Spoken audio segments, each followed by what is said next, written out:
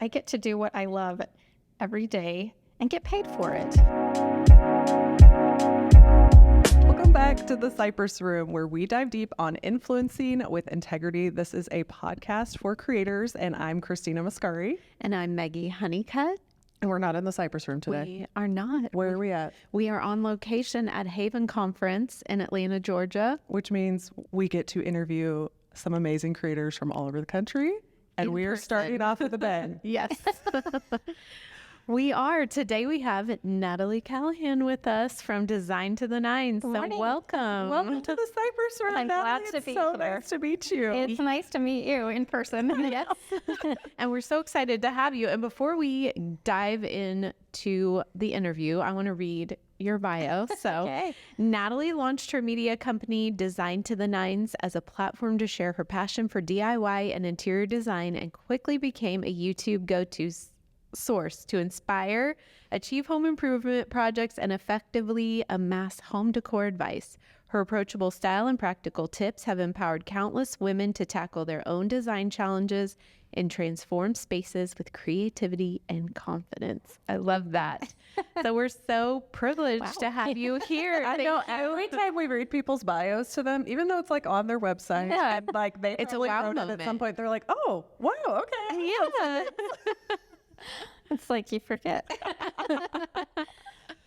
Yeah, so we want to hear all about you're a YouTuber, Yes. which We know love it's YouTubers. We're a little biased here. near and dear to our hearts. So Yeah. we're excited to learn today a little bit more about your YouTube journey. Okay. You have been around for a while, and I think Yeah. there's something to be said about longevity in the space. So kind of take us back to the beginning and give us kind of this big picture view of how this YouTube channel came to be. Okay, so I think I uploaded my first video in 2011, and honestly, I was just doing it for fun. I don't even know who I was trying to aim for at that point. Just wanted to put up helpful tutorials. I look back, I don't know if you're like this, I look back and I absolutely cringe because they are like the worst videos. The music's too loud, the audio is not good, the video quality is not good, but I was just doing it for fun. I didn't even know that it could be like a business. And I had a video that is so dumb go viral, and it got like 1 million views on it. And I started getting checks in like I don't know if like they used to mail them or they put them in. I started getting money from this video, and I was like, that's kind of weird. I'm like, why would anybody want to watch that? It's terrible. And so I just put up videos occasionally as I could. I wasn't really, I actually had a little bit of a blog back then, and I was doing that. And maybe the videos were more to support the blog, but I wasn't like actively trying to do YouTube as a career. And then all of my kids were in school, and we were relocating to Orlando, and this was in about 2018. And I was like, what am I going to do? and my husband said, well, if you could do anything you want, we don't need your income. If you could do anything you want, what would you do? And I'm like, well, I'd make YouTube videos for full time. And he's like, then do it. He's like, if you make 1 penny off of it, then that's awesome, you know? And so I said to myself, like, if I can make a little bit of money off of the dumbest video in the world, in my opinion, then maybe I can start making better videos and actually turn this into something. So that was about 2018.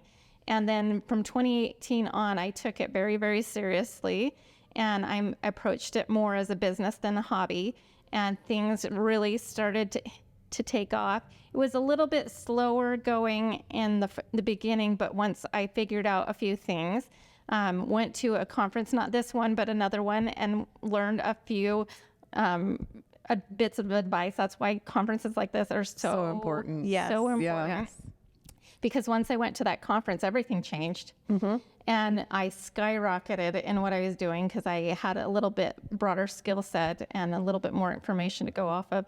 And it really changed everything. And then it grew from there, and here we are. And so I don't know if that answers your question, but It does. And, I want to go a little bit deeper into the conference, because Christina has a similar story that a conference. Oh my gosh, was, like our story's very parallel. Yes, Even the was time frame parallels. Really? Yeah, it's crazy. And we're in the same niche. I know. And so a conference was the catalyst for you saying, oh my gosh, this can really be something. Tell us, what was it specifically at that conference? Was it just being in a community of other people? What was the thing? Probably the number one thing is I was kind of approaching everything like throwing spaghetti at the wall. I didn't like really know what I was doing. I just would make videos with no strategy and like no real plan. And then I went with like-minded individuals and they're like, no, you got to get more tactical about this, have a better strategy. And that I think is the biggest thing. And then obviously approaching the business side of it, realizing that there was real money to be made. Because even in like that first year where I was going to do it full, I think I still lost money because of the projects that I was dealing with. But then once I went to that conference, it just took off from there. So, and what was, because you said you had a viral video early.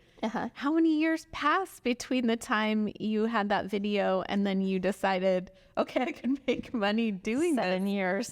Wow. It was 2011. And I don't think I think the reason it went viral is because there wasn't really any competition. Yeah. You know, I mean, there was not, I kind of look back and I kick myself a little bit like, I'm like, I could be so much further along in this, but in hindsight, it's 2020. But Yeah. And just thinking about the early adapters in video, I fell into video accidentally too. I just wanted to put a video up on my blog. It was to support my blog because everybody was blogging. Yep. And it's like, I got so lucky that I started video so early because now it is completely dominating the space, like on all fronts. It even took over Instagram. A whole new platform was created. If we thought, if someone told us 10 years ago, oh, well, in 10 years, this is how it's going to be, we'd be like, yeah, right. You guys are so stupid. Yeah. And in 10 years, it's going to be different. But like, I just fell into video and have been so blessed to have success in that area and be in that hidden season, like making videos, not really knowing what I was doing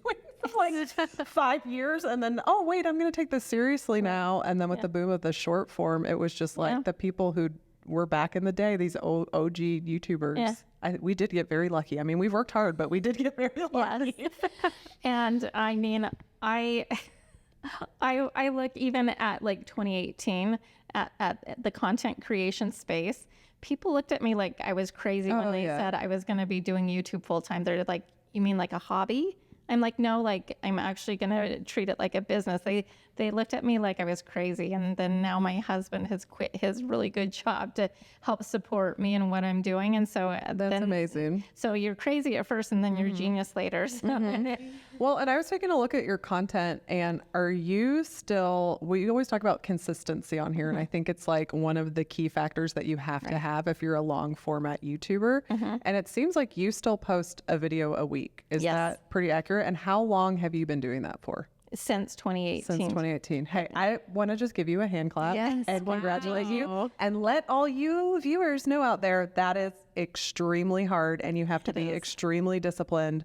And I will sit here and say, I do not do that. Sometimes I have taken off full months before. This year, I probably have made 2 to 3 videos a month. And in June, I didn't make any videos. Wow. So and that's just where I'm at with my mental health and stuff. So I understand how challenging that is and coming up with the ideas and everything. So that is just amazing. And you've been able to do that. In our particular space, it's not like we get on and do a lot of talking type stuff.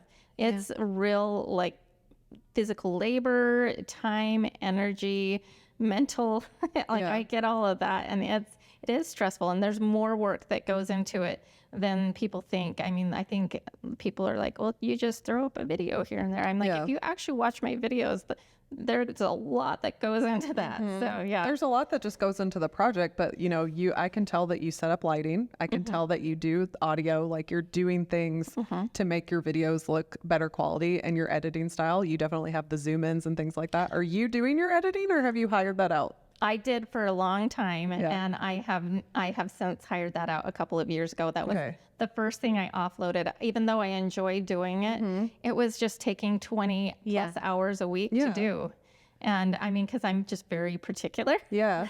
And so it was like, I'm like, if I'm going to release anything, it's going to be that. But the funny thing is I filled it up with other things. Did you? Okay.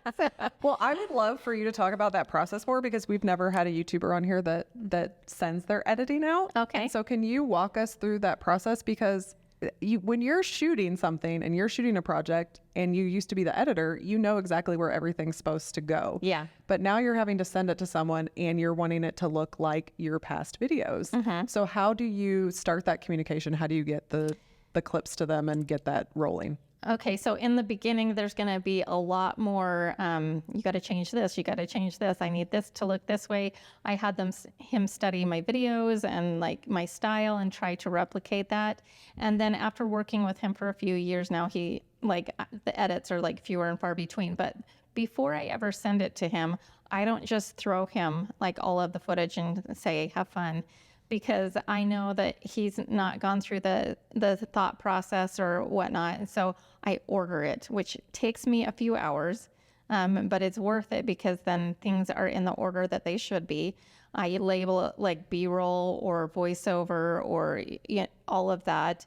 And then he'll edit it. I also give like a kind of an outline of how I envision it. If there's specific edits that I want, or like a style, or I want to use a particular song at a particular point, then I give all of those instructions ahead of time. Then he will edit it, and then he uses frame.io. It's a platformer and I can go in and it will timestamp all of my edits. Oh, that's awesome. And so that's like a great thing that I didn't know about. Yeah, like he'll go in and I'll be like, right here, I need you to change this up a little bit. Can you slow down the clip, or can you change this, or let's put this clip here instead of here. This needs to be moved.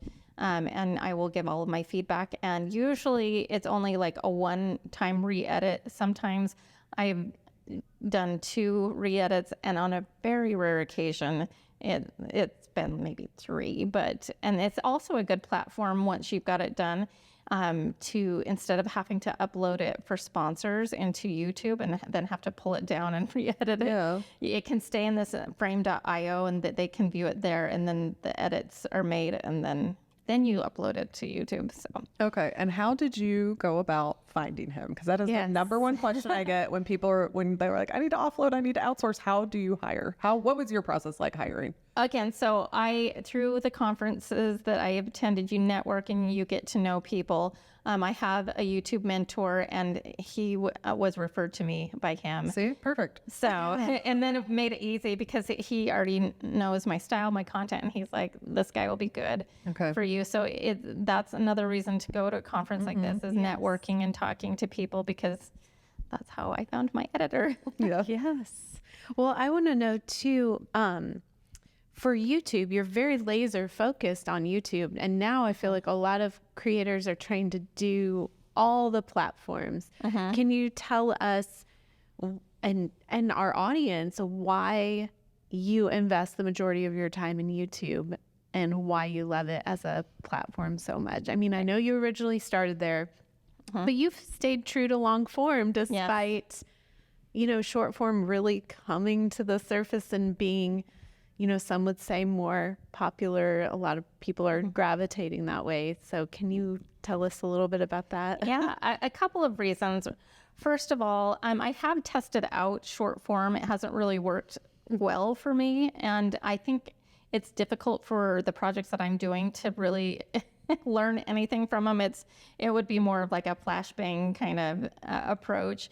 And maybe that's kind of good. And or you have to invest in doing something like Instagram, where you're dripping it out in your stories every day and but what I've really been told is to do well at any given platform, you have to laser focus in on one. Yeah. Now, I am getting encouraged by people to broaden that, and I'm doing my best, but for what we do, it's very labor intensive, and you can spread yourself too thin, and then if you're not doing, then you end up doing not good at any of them. So I am trying to repackage content, and I haven't had the luck finding the person to do that. My long form editor, doesn't have the capacity, because he edits for other people, to take the short form on and repackage those. I do have a little bit of a following over on Facebook. I'm not as consistent over there, and I feel guilty about it all the time. And I'm trying to like do a little bit more on Instagram, but I think if you are trying to juggle too many balls, then they're all going to fall. Yeah. And so for me, I laser focus in on the thing that is working and works well. I think it's very lucrative. Yeah. Yeah. And so If you're going to invest in one, Yes. I think it should be YouTube. Yeah. If you're not wanting to rely on brand deals. I mean, I know Yeah. people that are huge on TikTok and all they do is TikTok, and they make tons of money Yeah. on their brand partnerships, but like there is an investment in your YouTube library because it's always going to earn money. Even Right. if you quit today, it's not Right. going to be the money you're earning now because you're not feeding the beast, but there is Right. so much value in your library. And it's a fact because people used to go buy people's libraries. I know YouTubers true. who have sold their backlog too. and it just switches over their rights to this investment company will pay you a lump sum for your library. It's Yep. like real estate. No one's doing that for past TikToks. No, wild. it is. It's evergreen, Yeah. and money in your account every month, Whereas if on Instagram I wanted to take a month off or stop posting, then not only does the algorithm completely die, and like I'm not an Instagram expert, but I just heard that like if you're not constantly on Instagram, the revenue is out the door. Yeah. Well, I'm always curious for people creating long form content who are very, very consistent, how you organize your time to actually get out such a large volume of content, and you are sending it off to an editor. So tell us how you kind of plan your schedule. Are you filming way ahead of time? Like, how do you do it? How do you take vacations? Oh You dear. manage to still be so consistent. Well, I'll say I'm not very balanced. I'm definitely heavy on the content. It's like life. And I keep telling myself, I need to have more balance. And I'm like, someday. But I luckily right now am a little bit ahead because I had a very intense project. We just flipped a home in Arizona that was a rental property for us. And so in a month's time, I shot 2 months worth of content. Wow. I'm already like that kind of burned me out a little bit. So I burned through some of that headspace, and then coming here that gave me a headway on this one. So, but typically on a normal, any given time, I'm like barely getting by each week. I'll get all of my content filmed and then off to my editor, hopefully by Saturday night. And then he'll give me an edit by Tuesday, and then by Wednesday, I'm trying to get it uploaded for a Thursday go live. So that makes me feel so much better. Can't you? Yes, but I have a feeling you still were way more organized than me. And I've got my content pretty much planned out 4 months ahead of time. So I have that's awesome. a general idea of what I'm going to be doing. But sometimes things come up, like a brand deal will want a certain topic, and then I juggle things around. But at least I have some kind of large view of where I'm going. Okay. Now, as I was going through your content preparing for the interview, I do see that do you have almost every video sponsored? What would you say the mix is? So I have tried to balance it about 50% are in 50, but lately I've just been getting more. And so a lot of them, the one that's going out today is not sponsored, but sometimes they'll go boom, boom, boom. So I would say about 50% of my income is sponsorships, or maybe 40 to 50%. Okay. I've never sat down and graphed it out. Graphed it out. My husband does that for me. He's my unofficial CFO because I don't like to crunch numbers. Yeah. But are a lot of them just integrations, like that 60-second spot? Yeah. And I never do dedicated. You don't videos. do dedicated videos. So okay. those never have. Like I tried it out like 1 or 2 times, and they tank. They absolutely Really? tank. Yeah, I've never had one that has gone well. I have to usually figure out a way to integrate it and make it make sense in the content to really make it work, so. Okay. Well, see, I love that. I feel like all of your videos could be sponsored if they're 60-second spots. Yeah. And let me tell you why. Mine I usually end up being 2 to 3 minutes, but 2 to 3 minutes, yeah. but still, let me tell you why. Because, back in the day, we all used to watch TV. I mean, I'm sure the young kids out here don't remember this, but you had to, for a 30-minute show, you probably had to watch about 10 minutes of commercials. Yep. Because the commercials pay for the production of the video. Absolutely. So, and you know, I want to make money at my career. So I guess I'm preaching from a soapbox. And I hope it doesn't sound too entitled. No. But like, there's nothing wrong with having that sponsor is making it possible for you to buy the stuff for your project, to film it, to take the time to get it up and still make money at what you're doing, because you should make money at what you're doing. And that, yeah, I agree 100%. And that being said, I have turned away so many more sponsorships than I've actually accepted. Wow. And last week, I even canceled a sponsorship with someone who had signed me on like a 3-deal sponsorship because they posted something that I found offensive. Okay. And canceled it. So it's really important to me to have integrity in what I'm doing and to only represent things that I can feel good about. Yeah, that was a lot of money to walk away from, but it was not worth my integrity. So. Ooh, I love that. I love that. And how are you acquiring the brand partnerships? Are you out there prospecting, sending emails? Do you have somebody? Is that another thing you've offloaded? How does that work? Most of them approach me directly. Now, I have tried the talent managers in the past twice, and it never really works out well. Yeah. So my husband's now managing that for me, and I'm so really very lucky. He was a business consultant before coming on to help me with everything that I've got going. And so now he's taken that on, and he can handle all the negotiations and all that. But they approach me typically, and I pick and choose the ones that seem like a good fit. Very rarely have I ever reached out to anybody, but fortunately they've been companies that I've either shopped with or feel good about, promoting. So. Wow. And speaking of brand partnerships, I want to transition because you have gotten into the product space. Yeah. And I think we cannot skip over that because you have done it really well too. I was talking to you beforehand about some branding and all of that. But tell us, you have started a power tool brand. Yes. Correct? Yes. Kind of walk us through how that came to be and how you decided, because you're already putting out a huge volume of content and now you've added another hat.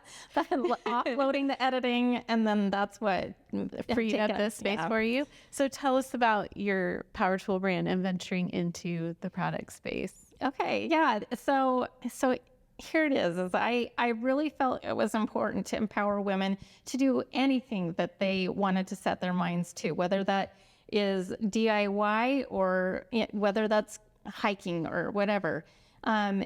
Power tools is just something that I related to. I kept getting comments from my audience that said, I wish my husband would let me use the power tools. I'm too scared to use them. Like just so many comments like that, or they're too big, they're too bulky. And I really set about trying to demystify the use of power tools for women. I'm like, it's not scary. I mean, you just need to remain calm, be very logical. Don't be intimidated. It's going to be okay. But then I kept hearing comments in my comment section, like, power tools are not made for me. They're too heavy. They hurt. They're bulky, all of these things. And I'm like, why isn't there a real legitimate female power tool line?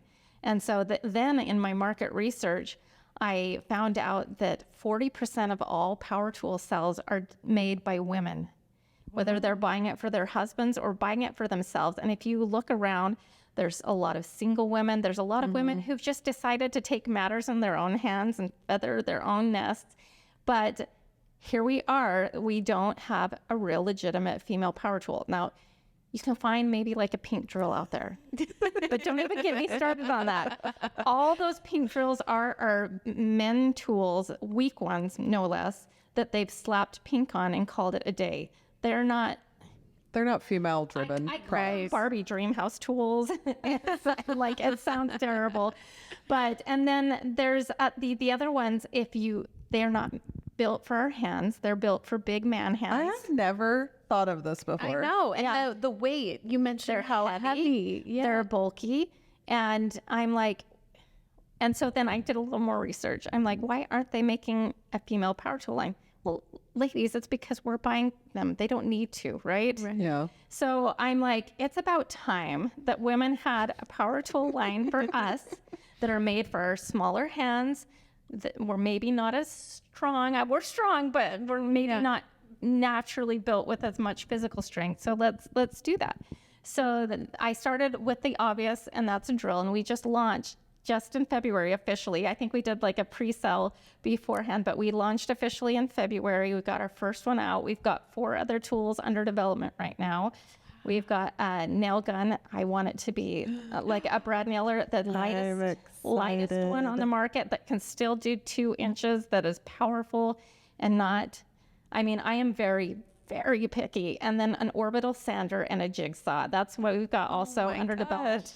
So this is just like something that I completely bootstrapped myself. So my husband had a great job before, so I took all of my YouTube earnings and had put it aside and have invested and funded it. And it's been very expensive, a lot more expensive than I expected, but so rewarding, so worth it. And I wanted them to be beautiful and powerful. So we've got like a shimmery finish so the finish is like a Tiffany type blue with glitter in it. It sparkles, and the handle's got black on black cheetah print. It's textured, so it's for like a good grip, but it's also got style to it. They're not weak. They're super, super powerful. And I'm just super excited to bring quality tools to women. And I'm going to just do everything in my power to do it, so... I love this. Yeah, and I just love the story behind the brand, and that there is a person behind the brand, and that you have stepped out of the box and done something new. It's kind of scary. I can imagine. But I'm practicing what I preach, and that's like, if something scares you, face it and just take it on. And so I'm like, I've never launched a product before, but I found people who have been able to help mentor me and help me in it. But yeah, it's intimidating, but we can do amazing things. Yeah. And you remind me a lot of a person we've had on the podcast. Her name is Shay Manning, one of our favorite interviews. And she is a very successful YouTuber like you. She's equestrian. Remind me, what do I call her? She does equestrian themed videos. Like she has a horse farm. So she launched products, and so we were able to talk to her about that, and she has like 3 separate businesses now, and it's just so smart because you have this huge marketing juggernaut. You have a very successful channel, you have a very healthy channel.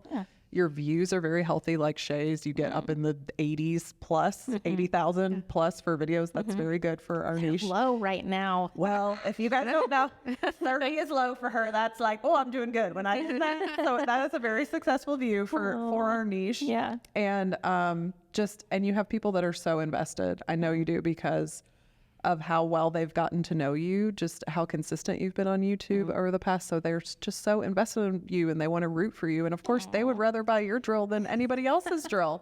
So I know it's scary, and I just want to congratulate you on it. And I hope that it's so successful, and it's just so smart. Like you're such a smart business person to be taking advantage of all the things that are out there for you. So I can't wait to get my hands on the drill, because they're here. I can take a look at it. Yeah. Okay, awesome. Yeah, I just think it's cool too that, go back to 2011, NataLee. Who would have thought that a YouTube career could, catapult you into a product creator? And really how all of that experience gave you this idea. Oh my gosh, we can do better than this like heavy drill or bulky orbital sander, a brad nailer that my shoulders are hurting after I've worked with it for an hour. Yeah. And so I just think that's really cool too for anyone out there who's thinking, oh, should I do YouTube? Like maybe it won't be around in maybe it'll spark something else in you later down the road that you can create a whole nother business out of. So I think that is so cool. You. Actually, I think this is we should probably rewind back to 2009. So this actually started before YouTube, and I'm going to talk a little bit about it in my workshop later this week, or this weekend. I actually was on HGTV Design Star, and it was why didn't I know this? And it ended very tragically because I was booted out in the first episode, and they like just blasted me like you have no business doing this, like and they went on. These are people that I had like admired and like looked up to, and there's like a whole story behind it. I got sick. I found out I was pregnant. Oh, wow. I went on the show and I was pregnant already and didn't realize it. So I kind of got sick while I was doing it. Wasn't able to finish it. There's like a whole backstory. But in that moment, on national TV, I'm just like completely berated by people like I had admired and looked up to forever. And they basically were like, you have no business doing this. You know what I mean? And so and I'm going to talk about this a little bit in my class, because had I listened to them and never posted anything to YouTube and just kind of put that away and listened to the naysayers and these people who just absolutely obliterated me. And I made a little clip of it for my workshop, and I'm like cringing, like and that was just what they cut out for the episode. It went on for like 30 minutes and that was not all in the episode.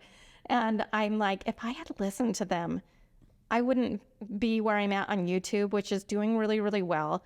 I wouldn't have this physical product that's coming out that's doing well. You know, we've already sold 6 figures. It's doing really, really well, you know, in the matter of months. And so so for me, it's really important to people, like, never give up. Yeah. Never give up. Don't listen to the negative voices. Maybe I wasn't ready then. I don't know. But I think you can get there. Just keep going. You know. Yeah. And there are a lot of people in the world. And that's what's great about YouTube, is that the people that like your style and like what you do can find you. And it might not be in vogue or style. I am definitely not style forward, but I'm here for the everyday person that's just like, I just want a pretty home and I don't have millions of dollars. And Right. I don't have a design background, but like, let me buy this thing from Goodwill and paint it. Oh, it actually looks kind of cute. Yep. Half the people that watch it, maybe 75% of the people that watch it are like, that's really ugly, Christina. But then there's 25% that's like, I love that. I'm going to try that. You know? And I think we could just get computer Karens. yeah, we just get so caught up in like, oh, well, I want to be popular. I mean, Lord, we do that in elementary school. It's like, that's the goal, to be popular. It's like, no, the goal is to be yourself. And like, the people that need to find you will find you. Right. So I just love that. And that honestly probably prepared you for YouTube very well, because did you get worse YouTube comments I get than nasty, you're like, nasty this is the worst thing people are ever going to say about the things I've created. Oh no. On YouTube, it's really, your makeup is hideous. I cannot stand the sound of your voice. Oh gosh. But no, it doesn't even faze me anymore. And what I'm really trying to do on my YouTube channel is to create a safe place that lifts and elevates women, cheerleads them on instead of tearing them down. So they told me that I couldn't do something, and I'm like, oh yeah, watch me. watch me. And on top of that, I won't perpetuate that. Like, we need to build other women up. We need to build each other up instead of tearing each other down. There's room for everybody at the table. Yes. There really is. Yeah. This world's big. Yeah. YouTube's big. Right. Like, there's plenty of room for everybody. Yeah. So There is Definitely room. something we preach in the Cypress Room all the time. I was just thinking, Carianne, in one of our last episodes, was saying the same thing, and she said this thing: we can either, succeed and go higher by like lifting people up, or by bringing them down. And totally. I mean, why wouldn't we want everybody to have success, everybody to, grow and get better and earn more money, because a rising tide raises all the ships. Totally. In fact, there's this quote that I just absolutely love, and that's "Powerful women empower women." And I think that is so true. So Okay, well, this is a funny story that I'm being reminded of, and I'm going to try to talk about it in not a gossiping way. But we were part of a Instagram group chat. Do you remember that? yeah. And it was YouTubers, and we were all coming up around the same time. Some of us were like, it was all DIY or furniture flippers. And we were all kind of having some success, and we're flailing out there being like, I don't know what to do. And like, we found each other. I don't know who started the group. I don't either. But that's how I got connected to you. And I remember watching your content back then, but that group fizzled. There was some infighting in it. And I was like, dude, I'm out. Like me. It was like after so many times, I was like, this is not what community is. And this is not, people were literally going at each other. And I'm like, what is going on? And then people were wanting to take sides. And I'm like, no. So that was the end of our group community. But that's a funny aside. So not all people believe in the rising ships, and sometimes you got to move on from things, and that's sad, but it is the way that it is. And you can't let people pull you down. Yeah, you can't. And like, and that type of thing, going after people and being negative, I'm sorry, but it doesn't lead anywhere good.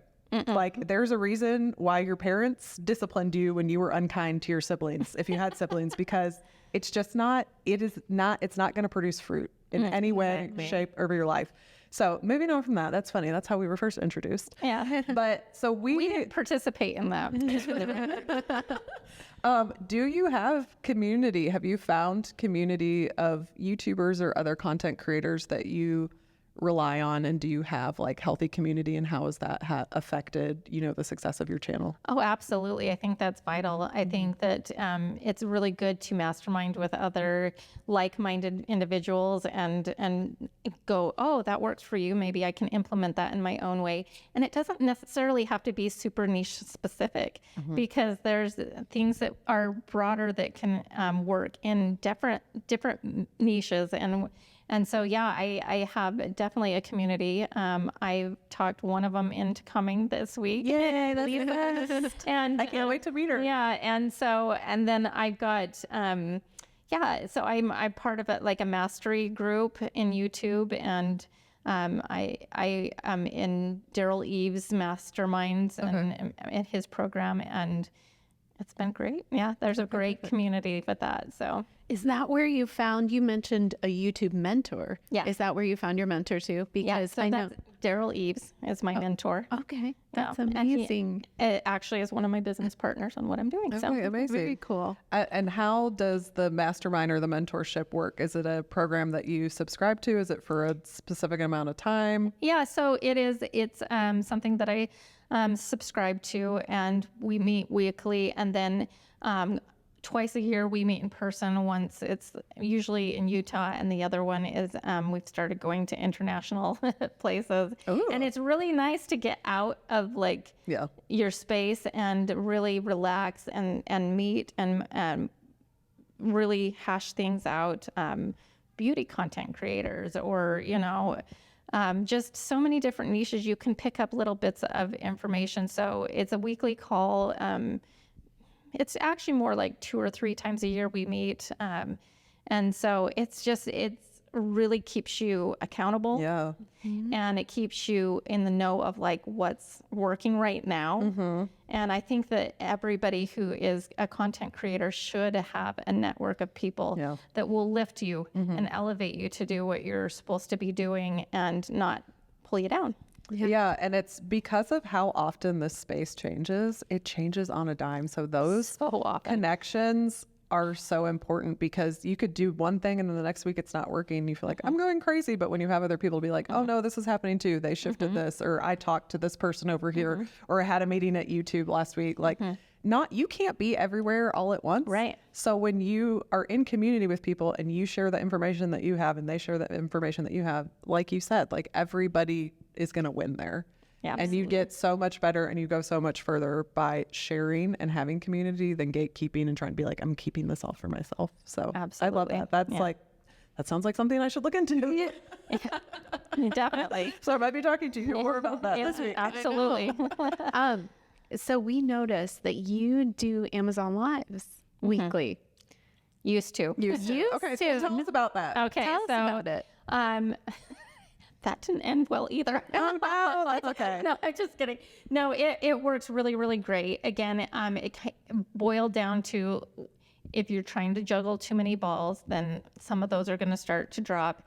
And for me, it just to do that and make a good income, it's possible. You can make a really good income, but you need to be live streaming at least once a week. Okay. And then they have like a partner program that if you're streaming it for a certain amount of times, they'll pay you a dollar amount plus the commissions. And so I gave that a try. It just didn't work out.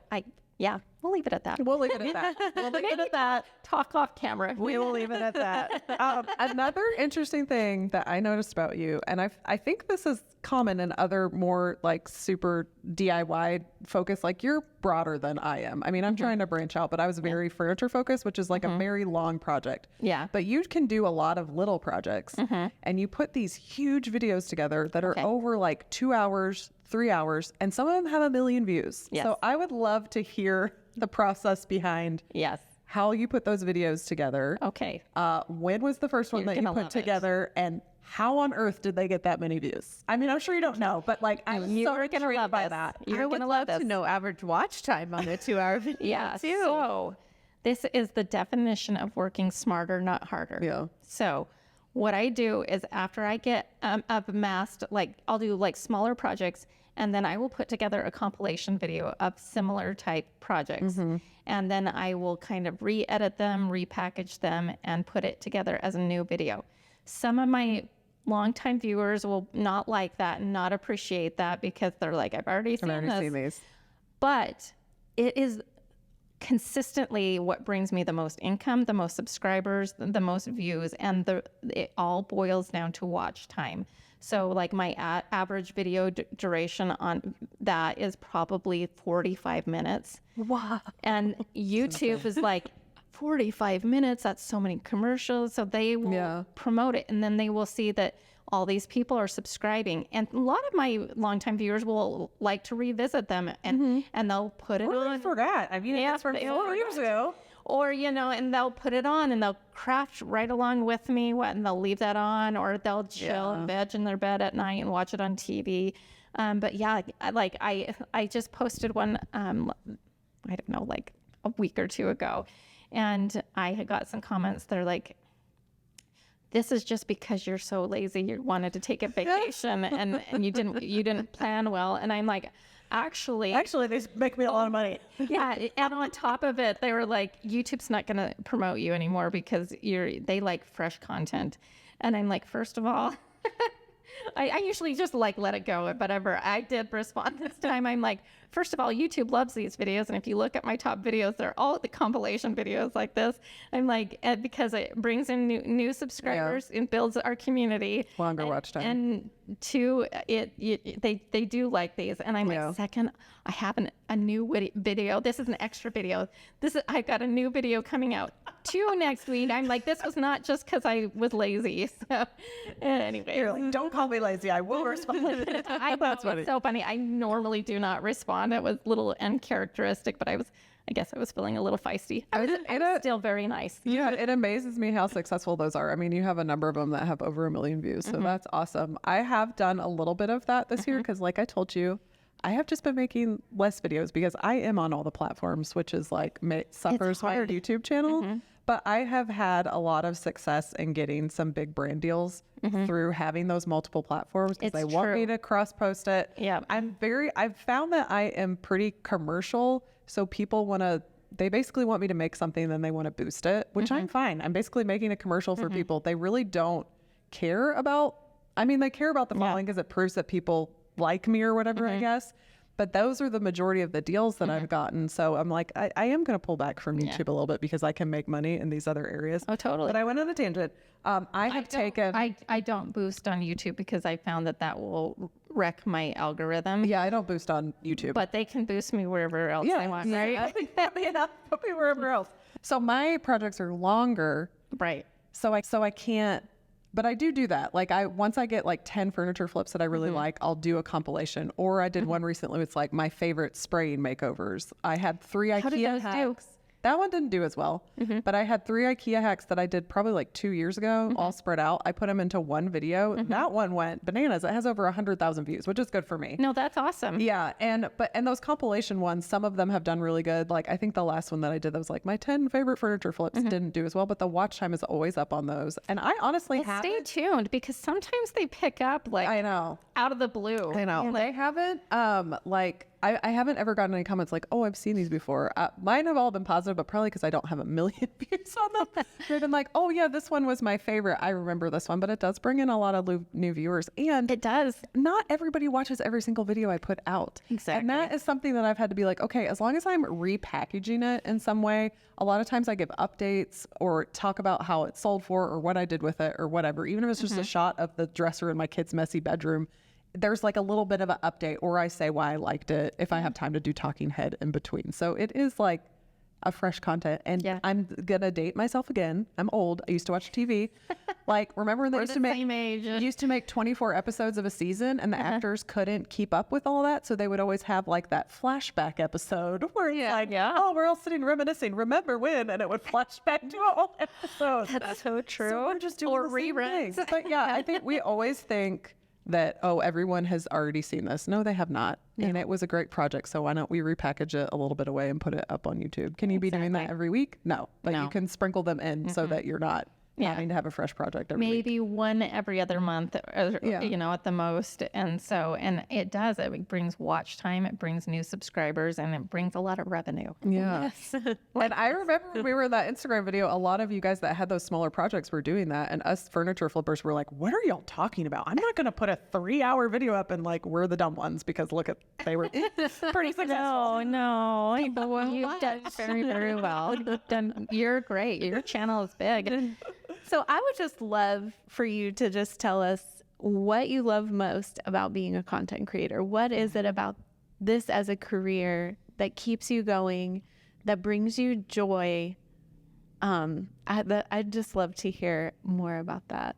Well, first of all, it's kind of multifaceted, but the first part is I get to do what I love every day and get paid for it. But beyond that, and probably the thing that keeps me going when I'm kind of tired of it, because sometimes you do, is the community and the comments, the emails that I get saying you helped me through a hard time watching your videos.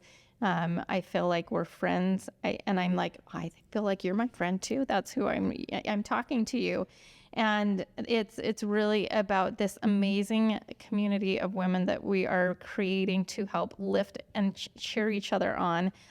I love seeing the members of my community communicating with each other and being like, hey, how are you doing? How is your health doing? You know, because they've created like a little community amongst the umbrella of Design to the Nines. And that is amazing to me. And I really want to build and expand upon that. I have plans to do so. You know, it's just like kind of like one step at a time. Like right now I'm in the season of really trying to grow this new product line while still maintaining my YouTube channel. But it's really important for me to build that community. And I envision maybe like conferences and getting together where it's about elevating and lifting women. And so it's about the community for me. So. Oh, that's beautiful. Well, now we're invested. So we're going to keep track of your power tool line. We're going to be cheering you on from the sidelines. So can't wait to see what you do with Design to the Nines. And thank you so much for taking the time to come here and sit with us at Haven. If you guys don't know, she has a booth out there that she has to go build. Yes. But thank you so much. We really enjoyed Thanks for the talking. invite. This was so amazing. I knew this was going to be like one of my favorite interviews. And I know I say that every time. But this was really fun. Oh, it was fun. And just congratulations on all the success. And we can't wait to follow along and cheer you along. And so you guys, if you're not following NataLee, we're going to leave all of her information down in the description box. So follow her on YouTube, subscribe to her channel, and go check out her power tool line, because it's going to be growing and booming, and we're so excited. Yes. That's the plan. Thank you so much. Yes, thank you. And we'll be back with another podcast soon. So we'll see you next time in the Cypress Room.